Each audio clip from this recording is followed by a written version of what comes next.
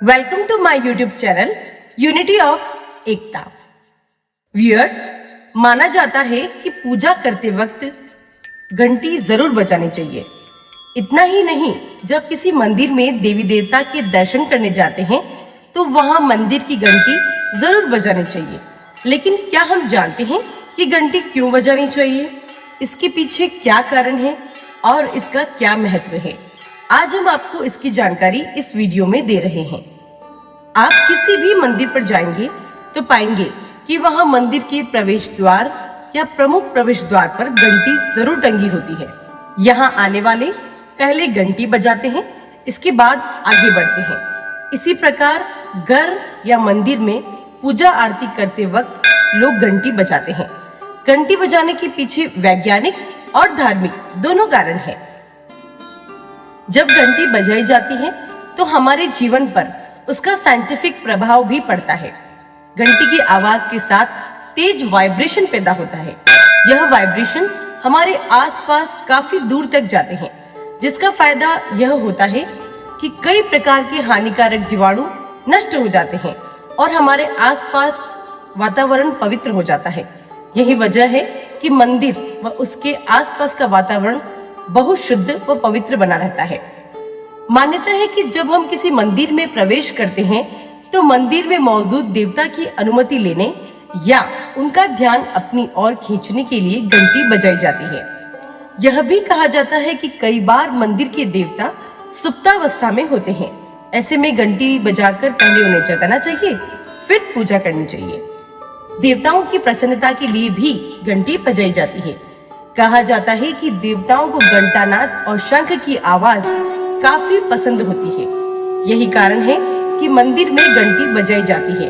इसलिए मंदिर में प्रवेश करते समय घंटानाद अवश्य करें और थोड़ा समय घंटे के नीचे खड़े रहकर घंटानाद का आनंद अवश्य लें। आप चिंता मुक्त होकर तेजस्वी बनेंगे। घंटी की आवाज आपके जीवन में शांति व प्रसन्नता भरने की शक्ति रखती है।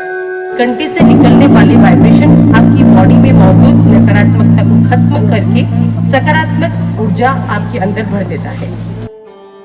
व्यूअर्स, घंटियां 4 प्रकार की होती है: गरुड़ घंटी, द्वार घंटी, हाथ घंटी और घंटा। गरुड़ घंटी, यह घंटियां आकार में छोटी होती है। अमूमन घर के मंदिरों में इनका इस्तेमाल किया जाता है। इसे हाथ से पकड़कर बजाया जाता है। द्वार घंटी, नाम से ही अंदाजा लगाया जा सकता है कि यह घंटियां मंदिर के द्वार पर लगाई जाती है। इनका आकार छोटा और बड़ा भी हो सकता है। घर के मंदिर में भी इन्हें लगाया जा सकता है। हाथ घंटी, घंटी का यह स्वरूप प्राचीन है। गोल आकार की प्लेट को लकड़ी की छड़ी से पीटा जाता है। इससे जो ध्वनि निकलती है वह घंटे या घंटी की ध्वनि जितनी ही तेज होती है। अमूमन यह प्लेट पीतल की होती है।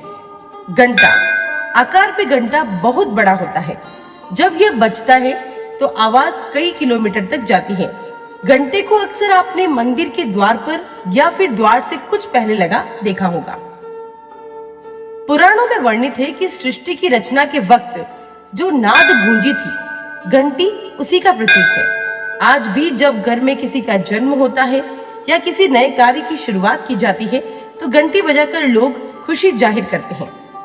घंटी की गूंज शरीर के सभी 7 हीलिंग सेंटर यानी शरीर के चक्रों को सक्रिय कर देती है। इससे मन शांत रहता है। घंटी की ध्वनि मन, मस्तिष्क और शरीर को अलग तरह की सकारात्मक ऊर्जा और शक्ति प्रदान करती है। घंटी नाद का प्रतीक है। ओम के बाद घंटी को नाद का प्रतीक माना जाता है।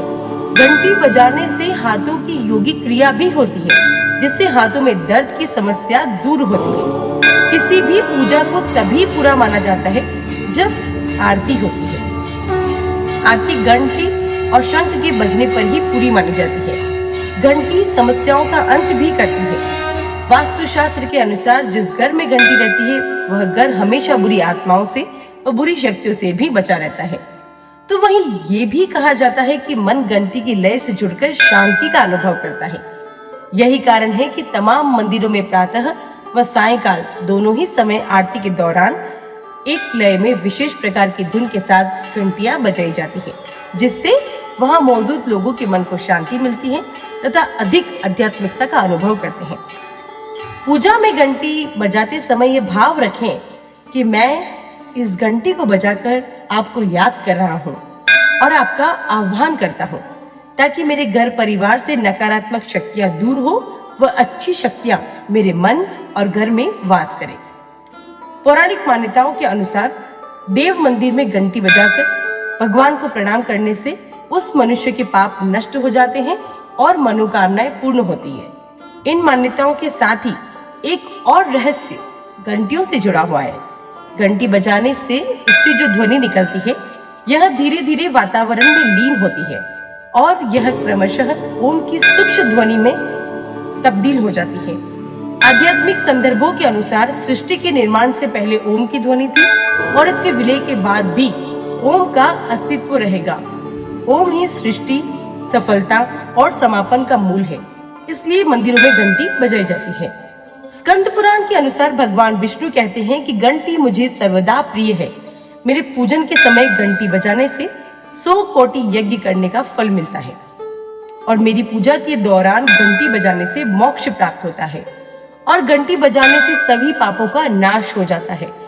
घंटी कैसी होनी चाहिए? भगवान विष्णु कहते हैं कि घंटी के ऊपर गरुड़ का चिन्ह ही होना चाहिए। घंटी बाजार में कई प्रकार की मिलती है, लेकिन भगवान विष्णु की नित्य प्रति पूजा में हमें गरुड़ चिन्ह वाली घंटी ही बजानी चाहिए। भगवान विष्णु कहते हैं कि जो गरुड़ चिन्ह से युक्त घंटी धूप हाथ में लेकर मेरी पूजा आरती करता है, तो वह मनुष्य 100 चंद्रायण व्रत करने का फल प्राप्त करता है और उस मनुष्य के कई जन्मों के पापों का विनाश हो जाता है। इसलिए व्यूअर्स, मंदिर के अंदर और आसपास का वातावरण घंटी और शंखनाद से उत्पन्न होने वाले वाइब्रेशन से पवित्र और शुद्ध बना रहता है और हमें ऊर्जावान बनाता है।